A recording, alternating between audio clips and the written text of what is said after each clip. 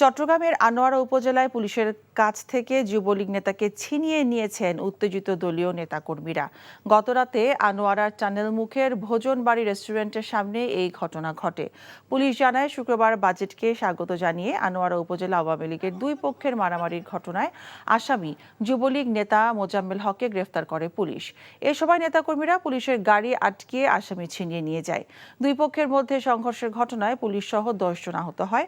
Reserve পুলিশের গাড়ি ভাঙচুর করে পালিয়ে গেছে বলে খবর পাওয়া গেছে। পরে পরিস্থিতি নিয়ন্ত্রণ করতে পুলিশ ফাঁকা গুলি ছোড়ে। আনোয়ারা সার্কেল এএসপি সোহানুর রহমান সোহাগ জানান, আসামি ছিনিয়ে নেওয়ার ঘটনা সত্য, তবে সংঘটিত ঘটনার স্পটটি আনোয়ারা থানার অধীন।